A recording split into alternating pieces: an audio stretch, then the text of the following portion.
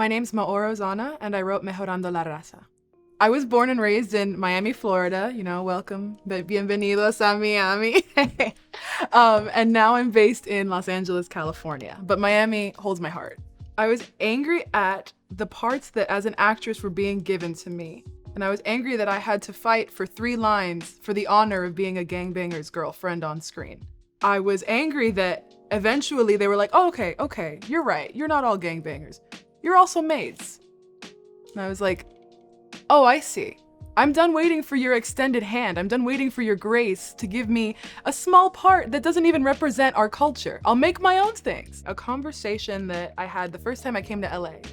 My mother had old family friends from Honduras that we went to visit, and they looked at me and my brother. My father is I guess he's white. He's of Middle Eastern descent, but they're classified as white. And so we're lighter than her. My mom is brown. I am not. And the way that they said, oh, wow, like, well done, bien hecho, like they turned out good, made me so angry that I didn't say anything rude, but I was like, because they said, no se parecen indígenas, ni un poco. That's real in the monologue. These are real things people have said to me in my life. And I remember answering back, pero yo soy indígena. And they looked at me like I was crazy, like, why would you say that? My family they're all Angelinos, and I am 3rd generation Angelino. I am very proud of that. My father and my uncle grew up in Boyle Heights, and I was raised in the foothills of Los Angeles. It's been a tough year. When I read this monologue, I lost my brother this year to COVID. And I lost my uncle recently as well. Ooh.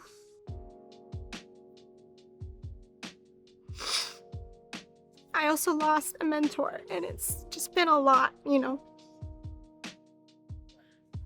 And when I read this piece, I knew that these hard discussions with loved ones, you don't have much time to have them. And that they're necessary, to hold space for each other. To make sure that everyone can be their full selves. And that you don't have to hide your indigenous roots or be ashamed of them.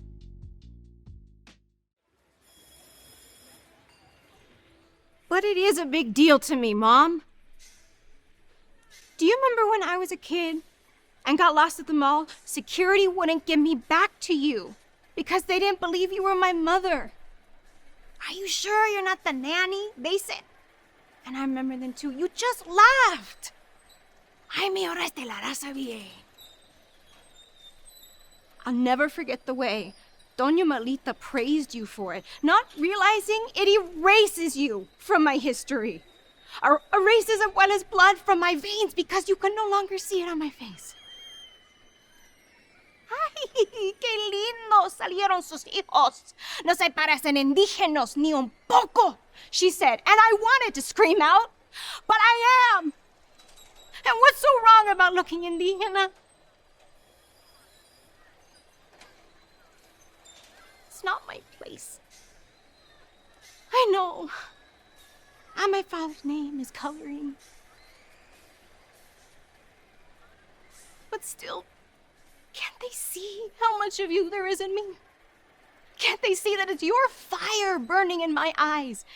You're the one who taught me to look at people and then directly, sin miedo y con orgullo.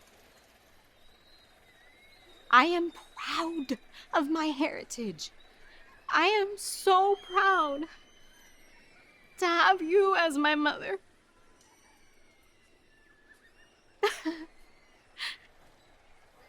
So tell me, Mom, how can you laugh in those moments and say it's not a big deal? How can you let them talk to you like you've done some great service to la raza by erasing where you came from?